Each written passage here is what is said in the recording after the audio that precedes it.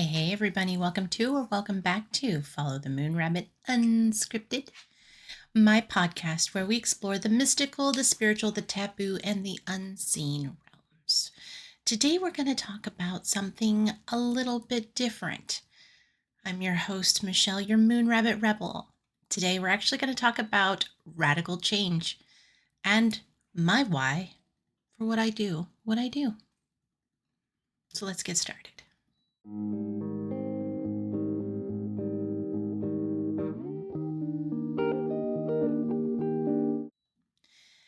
First, let us define, and this part is scripted because I actually can't memorize this.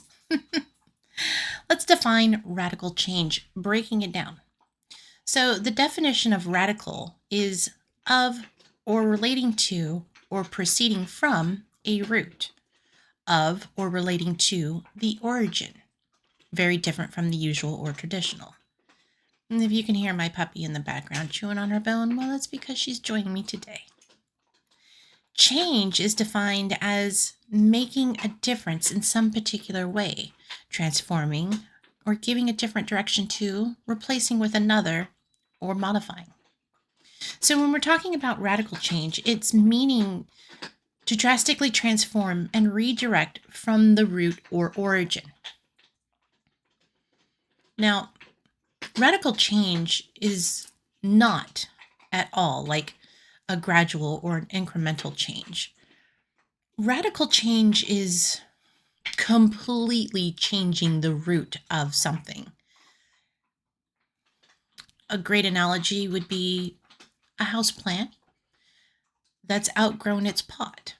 So you're going to uproot it from its pot, get rid of all the icky old dirt, and then you're going to transplant it into a whole new pot with more new nutrient rich soil for it to prosper. And so that's what radical change is for us little spiritual beings, us humans here. Now, the reason why this is an important topic is because when we're dealing with radical change, like look at our political environment right now, it's packed full of chaos. And it's right on cue with some of our astronomical things that are occurring. Because it's time for radical change. It's time to pull us out of that little teeny pot and transplant us into something better, more nutrient rich, so that we can thrive, we can grow, we can be stronger. That also means pruning hedges and taking off the dead stuff. It's work. It's work. Looking at the current astrological events and, of course, the global events that are occurring right now, we can see how that old dirt is just not working for us anymore, right? And if you bring it down to a more micro level for ourselves personally, that means that there's something within our lives that's not working either. For me personally, I talk about it in my book. I went through a terrible decade of massive change and reorganization. There were a lot of dead leaves and things being trimmed from my life. I was uprooted, had my soil totally changed, transplanted, the works. For me, the catalyst for my radical change, my personal life, had many things to do with where I was at in my life at that time. And I decided I wanted more. I wanted better. I wanted to thrive. So that meant escaping my very unhealthy marriage And oh, it was just quite the terrible decade. Now, sometimes when it's time for us to change and we make a decision that it's time for a change, the things that happen externally for us to do these changes, they are catalysts, if you will. Catalysts for change. And they're not easy. And that's why it's so important, especially during now that we are in a global radical change, that we tap into our resources. So let me go over some of this process for you and what steps I took with the initiation of change. So the first thing that I did was when I decided I wanted better, I wanted to have a healthier, thriving life, was to start looking at the things that were not healthy for me. What were the relationships? What were my habits? What were any of the things that were not contributing to my life in a good way, in a positive way? In other words, what was no longer feeding my soul? How was my mental and emotional and my physical and my spiritual self being affected by these things that were around me? And what control did I have for making change? When I was able to get to the root of what things were not good for me, what things were not serving me, then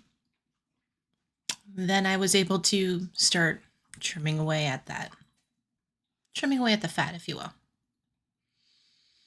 Now, in the process of that, when I made the transition from being a married person to not being a married person, the choices that I made, I thought aligned me perfectly with my new life. And I took steps, literally and figuratively, in my life. I was exercising, I was eating healthy, I had a good job. I moved to another town and it was a nice, quiet, thriving little suburb of Sacramento. It was good. However, then the aftermath of 2008 happened. In that aftermath, as well as some things occurring in my personal life, like me getting into a car accident. Oof, I was rear-ended. It wasn't my fault. I found myself unemployed and on unemployment, and then gradually unable to find work again.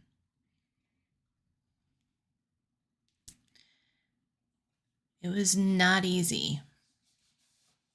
And I found myself having to pack everything up and move back home with my family.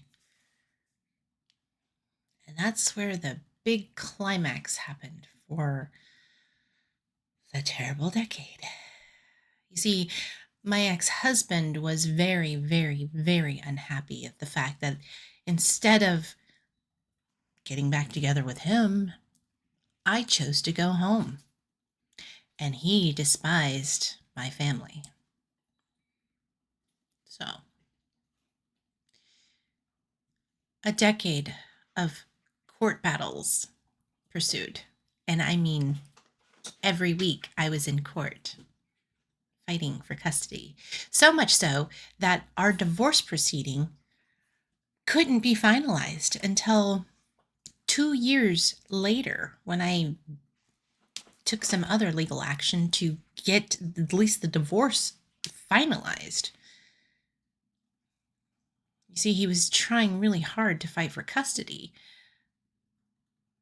when the courts were clearly trying to tell him just because she relocated due to the circumstance of what was going on, it didn't mean I was a bad parent. It simply meant that I was utilizing my resources to provide for our child. He didn't see it that way. Suffice to say, things got really ugly. And I had PTSD from it. Come to find out a little bit later, I actually have complex PTSD. That's a different story. So, returning home and trying to deal with the ex-husband and the custody and being in court and having to commute over 100 miles one way each time, multiple times a week. I was finding it incredibly challenging to try and find more work. And then I ended up on welfare because my unemployment had run out. So there I was, a welfare mom, living at home with her mom, who was very ill. And then I became her in-home provider because her health was declining, so much so that she needed live-in assistance. And that was not an easy feat. The woman was absolutely no angel. In fact, she was an alcoholic. So, for me, in that terrible decade, I was trapped in more than just a rock and a hard spot. It impacted my mental well-being, my emotional well-being, my physical and spiritual well-being.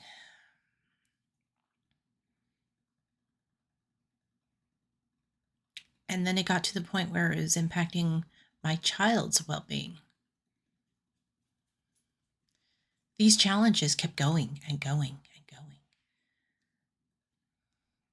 It got really bad. However, along the way, I found some very, very life-changing things. I found out about welfare because I didn't know anything about welfare. I didn't know anything about food stamps or Medicaid.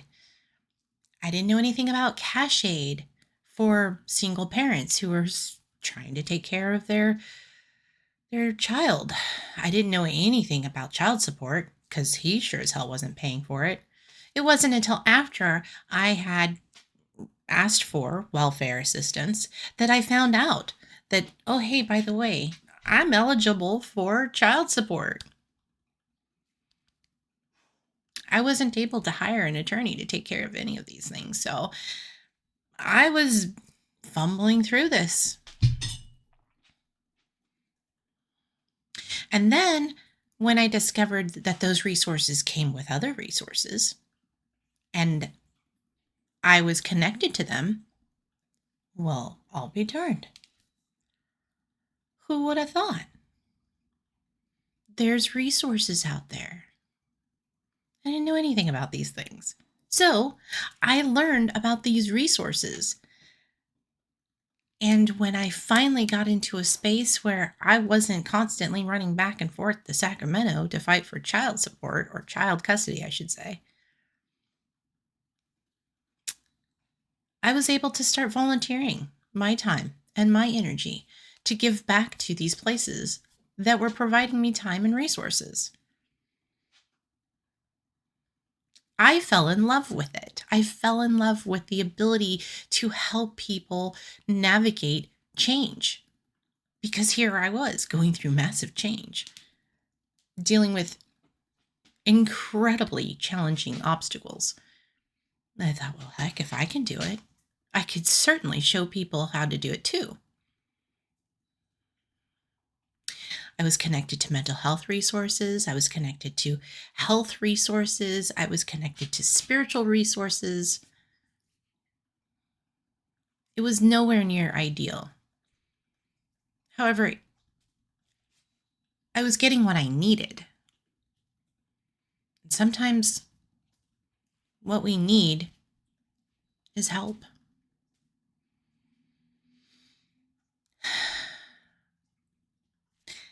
Because of these drastic, dramatic, radical changes, I was able to shift from being a professional who worked in the private sector in management to working as a social worker.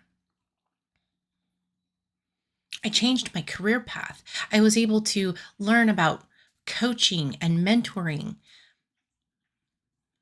I was able to teach my leadership skills to other people so that they too could become leaders. I was able to show people how to navigate the same type of changes that I went through and how to come out on the other side successful.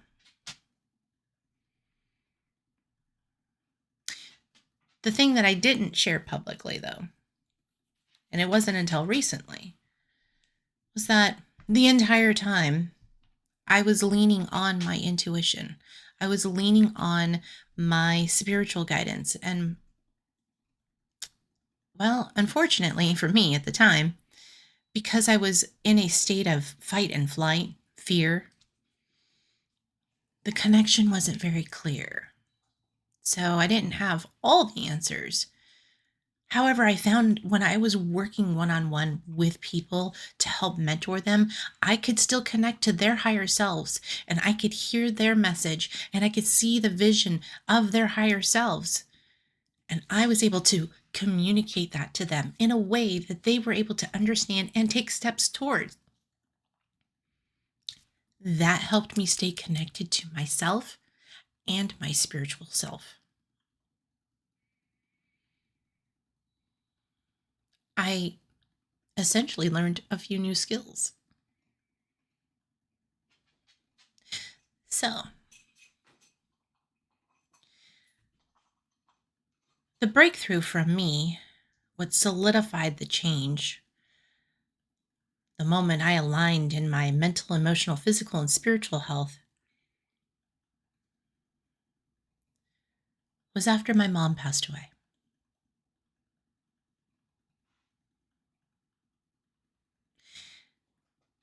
I knew her time was coming. It was inevitable. We were all preparing for it. However, I had insight. I had my intuition.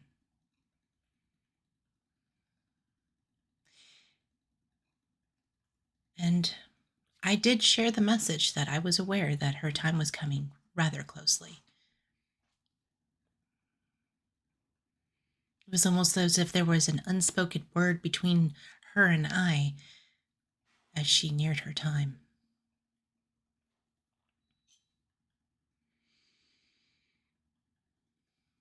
But it was after she passed away, when she came and spoke to me, that I had my, oh. You see, the first time that it happened, I mean, it's happened to me often that people who are passed away come and talk to me. However, the first time that it really impacted me was prior to my mom, when it was my grandmother. You see, my grandmother had passed away, and it was really sudden, and it was very shocking.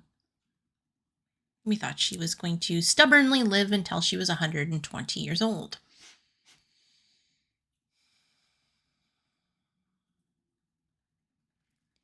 So when she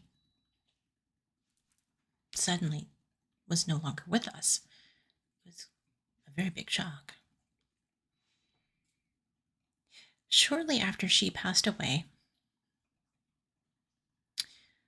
I was sitting in my mom's kitchen My mom and my stepdad and my daughter were out of the house, and I was speaking out loud about the life of my grandmother,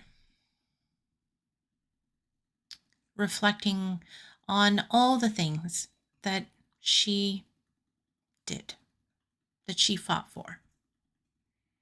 You see, she was a very strong, independent woman. She was far from perfect, but she did fight for what she believed in. And when I was telling this out loud, she approached me. She tapped me on the shoulder, and 30 seconds later, my aunt called to ask if I wouldn't mind speaking at her graveside.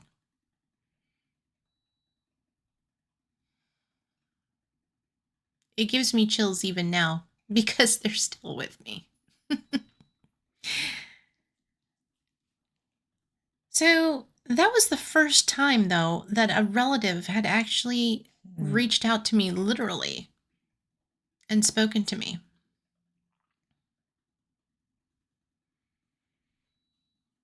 And I thought, that's just, it's not coincidence. It's more of a fluke. Because I'm gifted, of course she's going to try and talk to me and talk to my aunt, who's also a gifted individual. It just makes sense. It was solidified for me when my mom passed away, who did also come and talk to me. What she wanted to know was whether or not the ashes of her very beloved Sharpay were placed with her and were still scheduled to be with her when she was buried. I said, yes, of course. I was in my sleep when she did this. Well, sort of. I was in between sleeping and waking. That was when I knew, oh, this is real. This is really happening.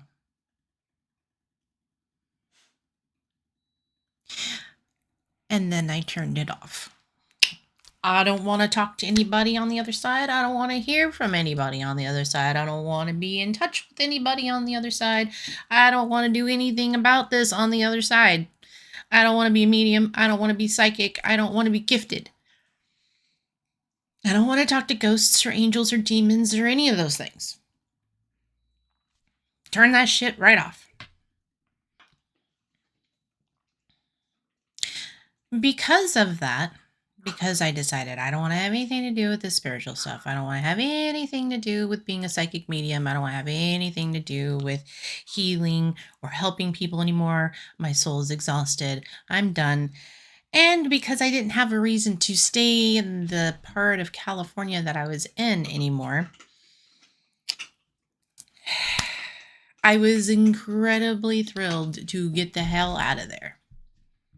And I found a job as an analyst, working for another county. I was no longer a social worker.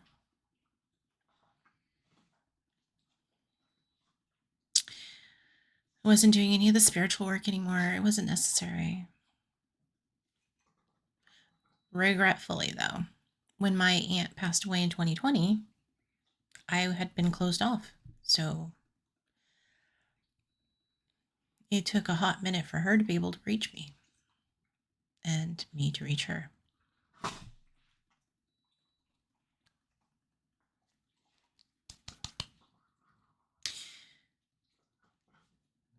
So then I had another catalyst moment.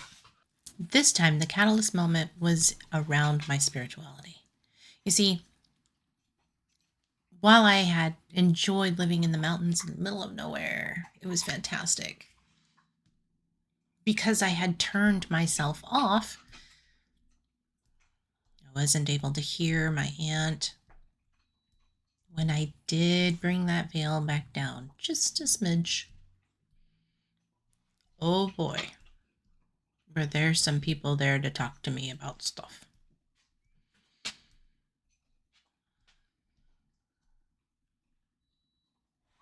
And I had a choice. See, at the time, my health was not good. And the work environment that I was at was incredibly toxic. So here I was, faced with having to do another change.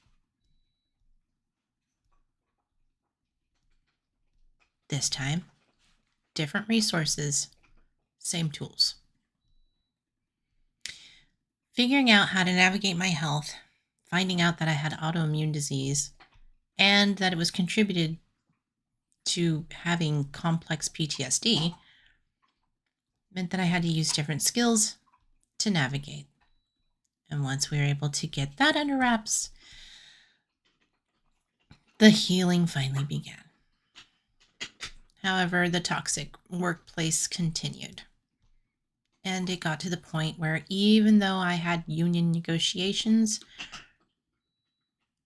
well, let's just say they were still breaking the law. And I didn't want any part of that. So, big change. And that's where manifesting comes in. Out of the pot, get rid of the soil, new pot, new soil.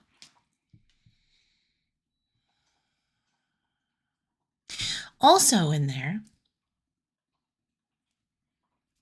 letting down that veil, hearing messages from Spirit. Spirit was like, guess what, girl? We need you to come back to work.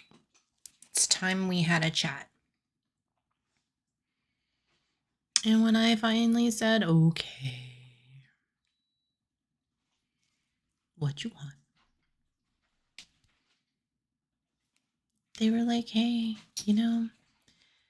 we took you on this path of change because you wanted to do a thing. And now we're going to ask you to use that to do a thing. It's time for you to reach to more people.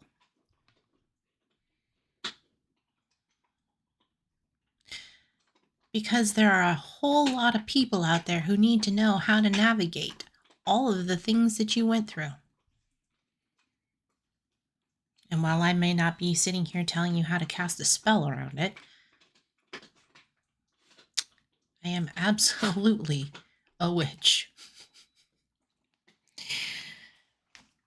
My magic's different, though.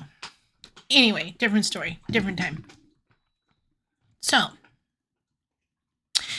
I'm going to talk to you now about the tools and resources that you are going to need to navigate the radical change that is occurring in your life and the world around you.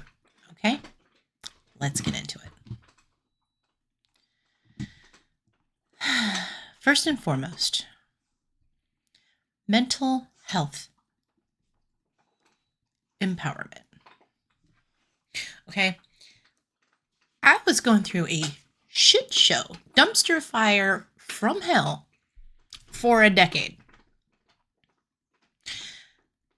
And I can honestly tell you that had it not been for the professionals that I was working with on my mental health, I probably would have been a hell of a lot more delulu. Because it got ugly. It got ugly. So find yourself a good therapist, a psychologist even. We're going through, let's on a global scale, we have all been through incredibly traumatic events. Incredibly traumatic events. I am absolutely, without a shadow of a doubt, certain that there's quite a few people who have some PTSD because these are traumatic events. The whole 2020, 2021, 2022 pandemic, that is traumatic. I know some of you are like, man, that was a cakewalk because I got to stay home. Yeah. However, it changed the landscape of how we deal with the world around us. Some people didn't do so well. And now look. Oh, Lord Almighty. Whew. Astrologically speaking, we are meant to be in these chaotic times. This is chaos energy. And for those of you who work with chaos energy, like myself, this is great. There's a lot I can do with this energy. For those of us who do not work with chaos energy, or who are not okay working with chaos energy, or who actually do not thrive in chaos energy, this is bad for them. Okay? And so, realistically, therapy. A therapist is worth a lot. They are an incredibly necessary asset. Do the mindfulness practices, do journaling, coloring, write songs, poetry, gratitude exercises. Like, I am grateful for the fresh air that I get to breathe. I am grateful I woke up today. There's a meme about that. Anyway. Meditation. I am not an avid meditator. That's probably not a good thing. I also like to walk outside, commune with the trees. I have crystals. I love crystals. Things that help me clear my energy. I don't know, for people who are listening to this podcast, you could be on all kinds of different spectrums of your spiritual self. So if you are a religious person, lean on your religious tribe. If you are a spiritual person, rely on your spiritual tribe. It's important to stay connected. Stay connected. Stay connected to yourself. Practice doing little routines for yourself. Okay? Like, where in the blazes is my book? Anyway, my book, I have little mindfulness tips that you can do, little practicing things. In the morning, splash your face with water, take a shower, take a bath. Stay connected to yourself. Take care of yourself. Practice self-love. It's very important. The next important tool is holistic wellness. So, nutrition. Do not eat a bunch of garbage. I know that sometimes garbage is very good for the soul as it passes our lips, right? However, your body, when it's in stressful times and you are stressed, you need to balance your nutrition. Make sure you're getting plenty of protein. Make sure you're getting plenty of veggies. Make sure you're getting plenty of fruits. Make sure you're staying hydrated.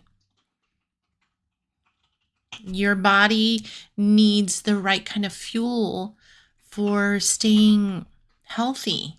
Because trust me, if you're not taking care of your body, it's not going to help your mental health at all. If your body feels like trash, then your mental health is going to feel like trash. Physical activity. Go for a walk. Walk in the park, walk down the street, walk around your parking lot, walk around your driveway, whatever. Go for a walk. Clear your thoughts. If you have the ability to go to a gym, go to a gym. Like, if there's a YMCA nearby, go there. Or if you live in an apartment complex that has a little gym of some sort, go there. Go do something. For me, when I was in that terrible decade, I would go walk around the block. Sometimes I'd go walk around the entire town. Just to clear my thoughts, get some fresh air. And by fresh air, I mean I was living in the Central Valley and it smelled like cow manure, so it wasn't exactly fresh. However, it was still something that kept me moving. And then the rest. I was not getting the appropriate amount of rest. There were a lot of times when I would go days without sleeping because there was a lot going on. And because of that, my physical health declined. And then I paid for it later. Get rest. You are not going to solve the world's problems in less than 24 hours. Please get the rest. Sleep. Breathe. Oh my goodness, I cannot stress how important the breath is. In through the nose and out through the mouth.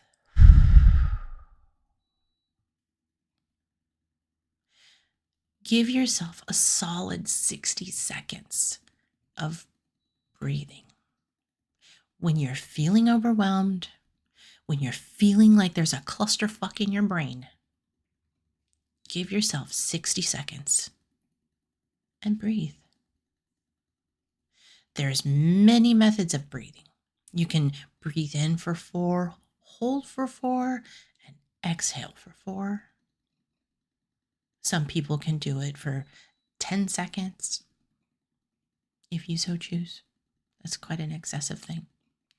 One of the other techniques that I used was counting my breath. So inhale for 1, exhale for 1. Inhale for 2, exhale for 2.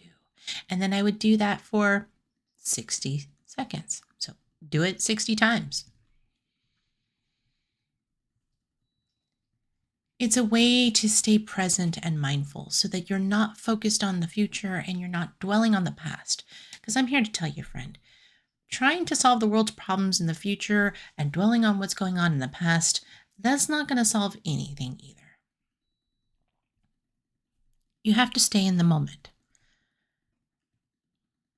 Staying in the moment while going through radical change is pivotal. It changes everything. What is the step that you can take right now in this moment during this transition, during these changes? What's the thing that you can do to take care of your nutrition and your physical self and your rest? We can breathe. We can rest. We can eat. We can walk. For those of you who like to run, go for a run. I'm not a runner.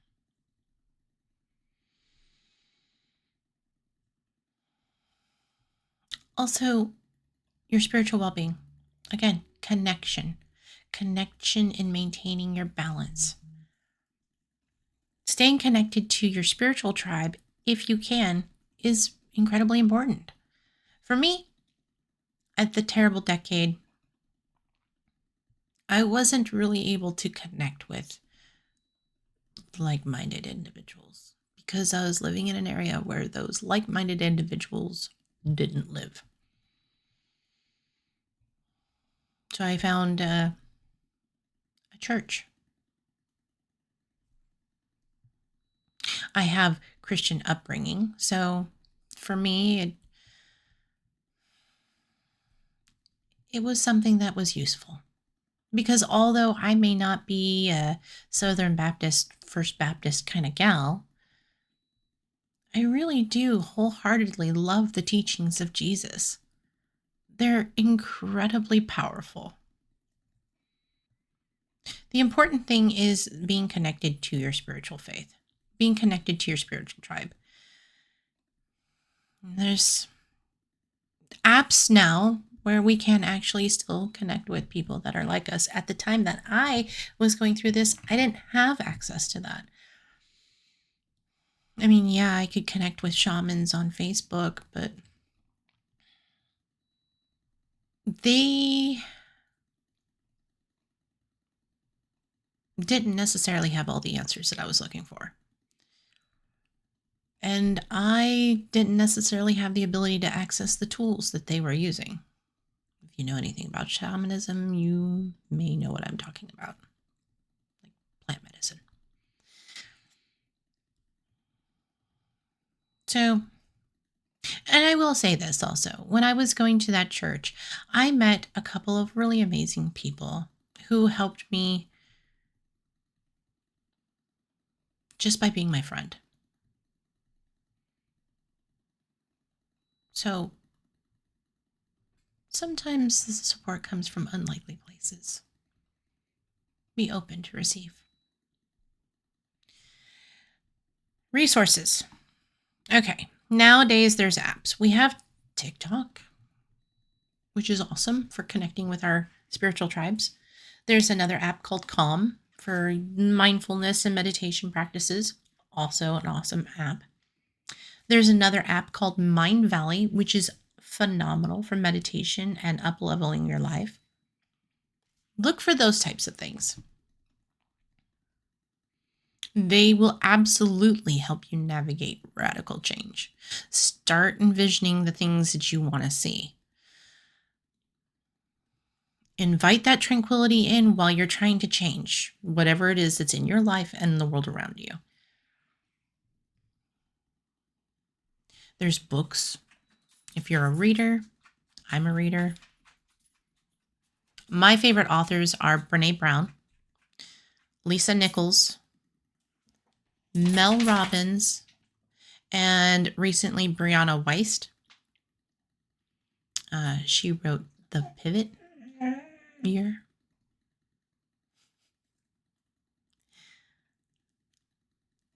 The next thing that's really important is getting involved with your community, because there are community resources. There's resource centers, there's family resource centers, there's places like Al-Anon if you happen to be a child who grew up around drug or alcohol abuse. There's the Salvation Army, and again, churches. There's non-denominational churches, okay? They are wonderful places, and a lot of them are LGBTQ friendly. So the reason why I bring this up is because not only is that a valuable resource for spiritual connection, it's also a valuable resource for other connections, like if you need sanctuary. So a sanctuary church will, like I said, provide short-term emergency housing, assist with food, provide legal advice, reach out to ICE, relocate people to long-term housing, protect victims of domestic violence, shield minors from abusers, provide a warm place to sleep. There are men's and women's groups. So, and I'm sure that depending on where you're at, there may be LGBTQ support groups as well. If you happen to be in a little itty bitty podunk town that doesn't have a lot of LGBTQ support, look around like just outside of your little podunk town for support. There's support online, a lot of support online. There's also state and local social services. There's coaches, mentors, spiritual and or intuitive advisors. I bring up the spiritual and intuitive advisors because one of the things that I also relied on during my terrible decade were psychic advisors. Like I said, going backwards, my intuition was fuzzy at best. And because my intuition was so fuzzy and I wasn't having an easy time connecting with spirit and getting answers and seeing how to navigate my world around me, I think she's trying to talk at the same time. Yeah. I would call psychics. And I made some incredible friends who were very, very pivotal. Now, if you happen to have the resources available to you to call an advisor and to get spiritual or intuitive advice, please do so. Be very mindful and use your own intuition while trying to connect with someone. That's why I offer my services, because I am now in a space where I can clearly navigate my world and the world around me and connect to other people's higher selves to help them navigate what's going on around them. So, yes, I'm here doing my podcast, sharing all these fun things with you. I'm also doing intuitive readings for my clients. Look in my link tree if you want to connect. So, If you do not have that available to you, and if you need intuitive spiritual advice, and you happen to be in a state of emergency, you can reach out to me. Let me know if it's something that's beyond your means, and I'll see what I can do. I'm all for donating my time to assist someone who is in need. Now, and remember to breathe. Remember to breathe. Okay. Those are the resources. If you need help with finding additional resources, let me know in the comment section. I will be more than happy to do a list of resources by region, by state, by city, you name it. I'm all for that. I used to be a resource coordinator for a nonprofit, and this was after I navigated being in the welfare system. Once I became a resource coordinator, I was working with politicians and local businesses and political figures to collaborate on bringing more resources to the community that I was living in. So I'm all about connecting people with resources and resources with people. And it's spirit led, by the way. And the key takeaway also from this impending journey that is occurring for all of us, because it's not just you, friend, it's everybody. Everybody's going through these crazy radical changes. It is the time.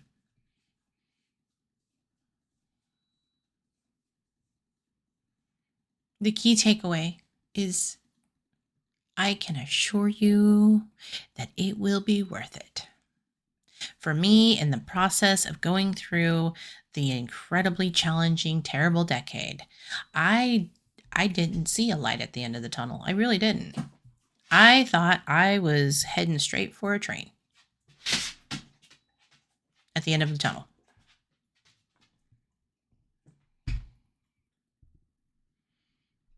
I didn't think I was going to make it.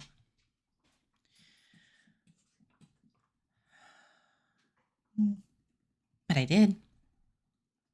I had to go through hell. In fact, I went to hell and then came back from hell to actually be in the space that I am now, where I'm living and thriving and I'm happy and I'm joyful and I'm experiencing life in a way that I really honestly never thought would be possible for me. It was something that I'd always hoped and dreamed for. Never thought it would be possible. I'm telling you, it's very possible. I can do it. You can do it. We all can do it. And it will be a better world if we take the steps one step at a time. And we take the breath one breath at a time. And you'll get there. I promise. I promise. It will be worth it. Find ways to apply these things into your life, into your community. First you. First you. That is important. You cannot take care of anything around you if you are not taken care of. Your cup cannot overflow if you're not pouring into it. Pour into you first. Your mental health, your emotional health, your spiritual and physical health must be your priority. Do not try and go march if you're not well, okay? You're not going to be a productive soldier making a difference in the world if you have nothing within yourself. You must take care of yourself first. And I know that there's people out there who are parents. You got to take care of yourself so that you can take care of your babies, right? Like my babies, my fur babies. My baby's an adult now. Pour into yourself so that you can take care of the things around you. Pour into yourself. Pour into yourself. Pour into yourself. Okay? And then go to the next step. If you've got babies, pour into your babies. Pour your love and devotion and everything joyous into your babies. If you have fur babies, pour your love and joy into them. Pour your love and joy into your home, into your partnership. And if you're in a bad situation with your partnership, find a way out. I know it's scary. Oh my God, do I know it is scary? Trust me, I was there. You can do it. I believe in you and I will help you if I can. Let me know you need a pizza. Okay? Know the language. And remember to breathe. If you are in a good home space, though, make sure that you're pouring love into your partnership. Your partnership is such a pivotal thing, too. It is so important. You can't do everything by yourself. I tried. I tried. I'm pretty successful at doing things all by myself. It is such a big deal to have my partner helping and supporting and encouraging. So if you have a partnership that is good, pour yourself into that after you poured into yourself. Okay? And then you can go beyond your home. Okay? First things first, yourself, your babies, your partnership, your home, then your community. Then you can pour into your community. It'll be okay. Trust me. I did it. You can too. Now, let's reflect. Let's come back. What do you need to pay attention to right now? What aspects of yourself do you need to pay attention to first? Your mental, your emotional, your physical, and your spiritual. If there's any area of your life that is not feeling supported right now, get the support, okay? Please. Realign yourself with joy. Realign yourself with love. Realign yourself with happiness. If it's not feeling good, it's not good, okay? Realign yourself.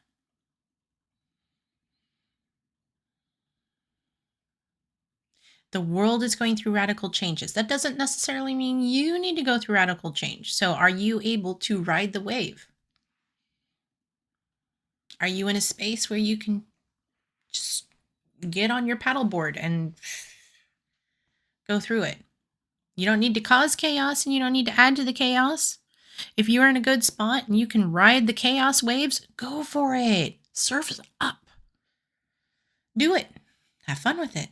For those of you who know how to work with chaos energy, like I said, those of us who work with chaos energy, this is a thrill. We know what to do with this energy. We know how to make change out of this. We know how to do lots of things with this. Chaos witches, right? And cosmic witches. Oh boy, they know how to do stuff with this too.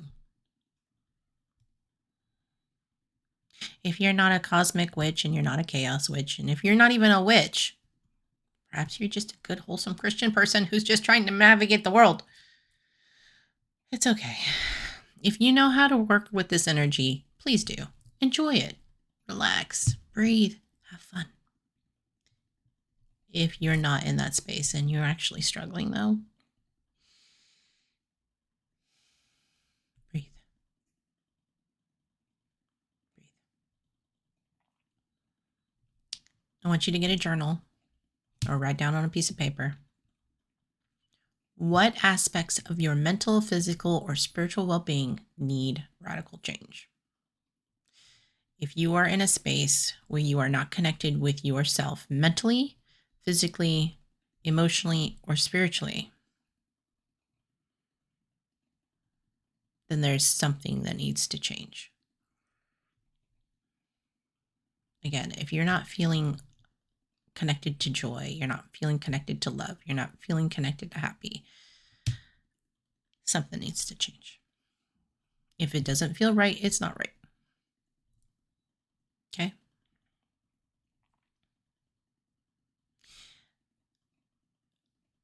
If you wouldn't mind sharing your stories in the comments, that would be appreciated. I would love to hear if you are either surfing the waves of chaos and you're having a hoot, or if you're actually struggling. I'd be curious to see how many people are actually like where you're at with this. And now I'm going to leave you with this message from Brianna Weist from her book, The Pivot Year. It takes strength to resist what's become familiar. Most people will never realize how deeply the compulsion to repeat can run, how entrenched we can become in the paths we walked over and over again until we cannot see anything beyond them. It takes strength to choose differently, to believe in what you can sense but not yet see. It takes strength to be different, to be humble, and to change. It takes strength to become the person you've always wanted to be. And with that, I would also add, it takes courage. Because it's inherently human to be afraid of the unknown. Courage. Be afraid and do it anyway.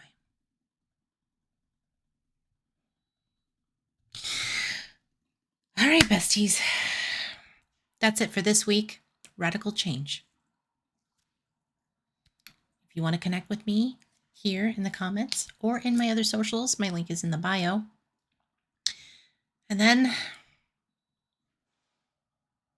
we'll do some more things. I'm hoping that we can connect more people to more people, and we can connect more resources to more people. That's what I would like to do. Ultimately, on this podcast, I want to bring stories to life. And I've already got quite a few people for season 2. So it's going to be a minute before you get to season 2. But I can assure you, it'll be nice. In the meantime, besties, remember, follow the moon, shoot for the stars, and know that you're loved.